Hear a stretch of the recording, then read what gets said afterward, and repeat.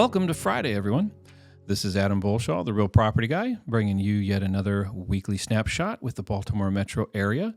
So let's dive in and see what has changed this week.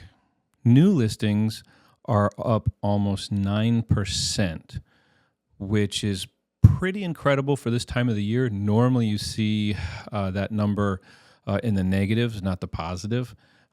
But again, a good indicator for buyers out there.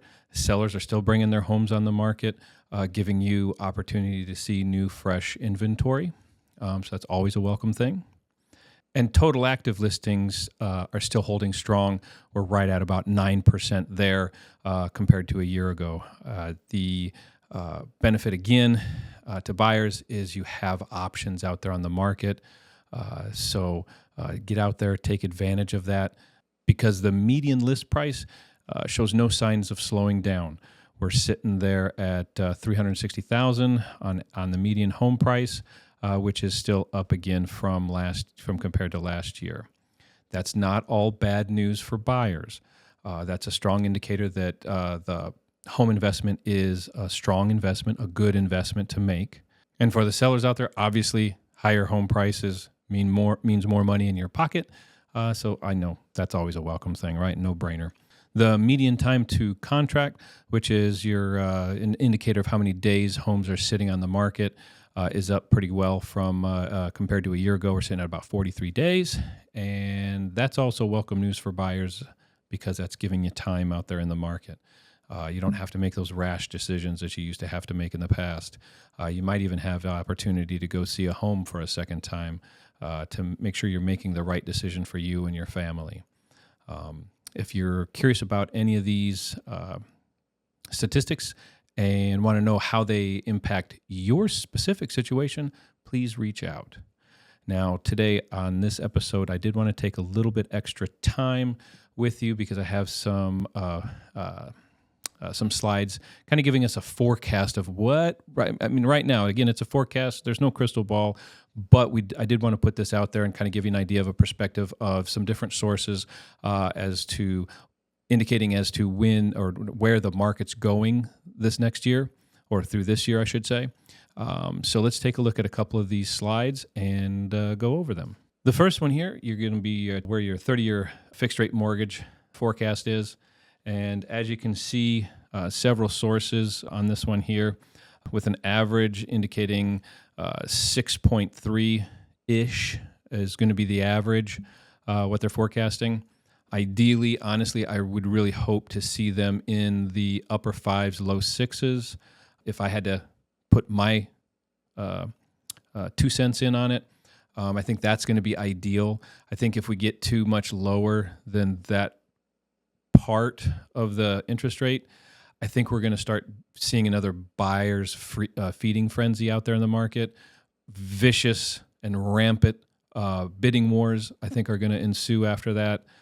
So that's something that I always kind of have my eye on. I know for the consumer side, it's just like, well, I'd rather have the lower rate. And I get it. I totally get it. But you definitely don't want to have to fight it out in a bidding war over properties. We did that in 2020, 2021. It wasn't fun for any of my buyers. A lot of them struggled and to find themselves a home. A lot of buyers just got sick and tired of it. They backed out. They said it's not worth buying a house. Now, I don't agree with that notion. I think it's always a good time to buy a house. I mean, those people that decided not to buy in 2020 or 2021, look at where the house prices are sitting now. It's always a good time to buy a home. It's a safe, historically, it's a very safe investment. And that's what we're here to help you do and help you make those decisions that are the best and correct and the right for your family. So let's take a look at this next slide, kind of getting into home price forecasting. And this is basically just giving you a percent of appreciation over the course of the next year.